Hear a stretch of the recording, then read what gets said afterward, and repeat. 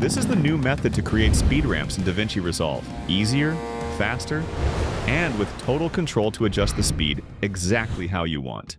The first thing we'll do is open the keyframe editor. It's the new menu they've added in the latest version of DaVinci Resolve, and it lets us create speed ramps directly on the timeline in a much more convenient way. Once we enable it, the parameters panel appears right below.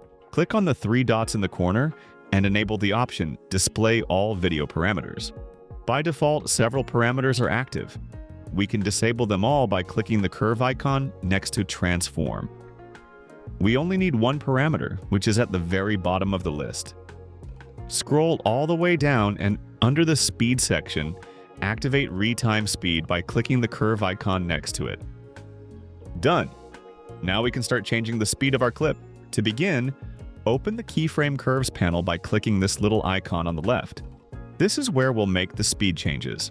First, pick the exact point in the video where you want the fast motion to start. At this frame, it works well, so let's create a keyframe by clicking the diamond icon under Retime Speed. As you can see, it created the keyframe right here. Then, move forward in the video to the moment where you want it to return to normal speed. In my case, I want it to end right here. To create keyframes without having to click the diamond icon every time, we can do it much faster by holding Alt and clicking directly on the line. Great, now we've set the points for the fast motion section. So how do we actually speed it up? Super easy. If we raise the line, the clip gets faster. If we lower it, it goes into slow motion. But there's a problem. We can't really see the exact speed. The percentage only shows if we hover the cursor directly over the line, which is a real... To fix this, I recommend right-clicking on the clip and enabling retiming controls. Now the speed percentages appear directly on the clip, and every time we make changes, we can see them update in real time. We've now increased the speed to 350% in one part of the video. Let's apply another speed change a bit later. Move the playhead to where you want the new acceleration to start, hold Alt, and click to add a keyframe. Then move forward a little and create the last keyframe. Perfect. With those 2 points in place, raise the line between them to increase the speed, just like before. I'll push it up so this section plays much faster, and on another part of the clip, I'll do the same, raising it even more so both accelerations feel similar. Done! We've sped up the sections we wanted. If you want to tweak the speed changes afterward and place them somewhere else, it's really simple. All you have to do is pick the keyframe you want to move and slide it sideways until it's right where you want it. That way, you can control the duration and position of each speed change to fit your video perfectly. Now, if we play it back, the changes are very abrupt. The speed jumps from 100% to nearly 3,000% in a straight line. To make the transition smooth and gradual, we need to create speed ramps, and it's super simple. Select all the keyframes. Right-click on one of them, and in the menu, choose the third icon. Done. The ramps are now applied, and if we stretch the handles on the sides, the transition becomes even smoother. I recommend doing this with every keyframe so that all speed transitions flow more naturally.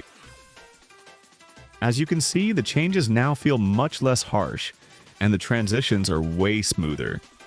But there's still one key detail missing: adding motion blur. This makes the speed changes look much more realistic and gives the final result a cleaner, more professional feel. To apply it, go to the Effects menu and under Open FX, search for Motion Blur.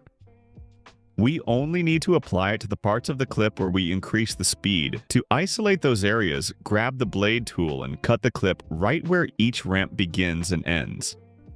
Then simply drag the motion blur effect onto those cut sections. For the best results, select each segment with the effect applied, open the inspector, and change the quality setting from faster to better. And if you'd like the effect to pop even more, you can also increase the motion blur intensity until it looks just right. This is the easiest way to apply motion blur, using the effect that comes with the studio version of DaVinci Resolve, the paid version. But don't worry, you can also do it in the free version. On my channel, I have a tutorial on how to get motion blur for free. Check it out. We can also create speed ramps in extreme slow motion. When you slow down your footage, you might notice that it looks choppy or stuttery. That happens because the original video simply doesn't have enough frames to be played back at such a low speed. But the solution is really simple. Go to the inspector and open the Retime and Scaling section. Under Retime Process, select Optical Flow. Then in the Motion Estimation option, if you're using the free version of Resolve, you can choose either Standard Better or Enhanced Better. If you're on the studio version, you'll have access to the AI-based mode, which delivers slightly better results, although in most cases, the free options already do an excellent job. Once optical flow is enabled, play the clip back, and you'll see the difference right away. I hope you enjoyed this tutorial. By the way, if you're looking for templates, music, or effects for DaVinci Resolve, I've left an affiliate link to Artlist down below. You'll find everything in one place there, and if you get any plan through the link, you'll be supporting the channel a ton. And that's it for today. See you in the next video.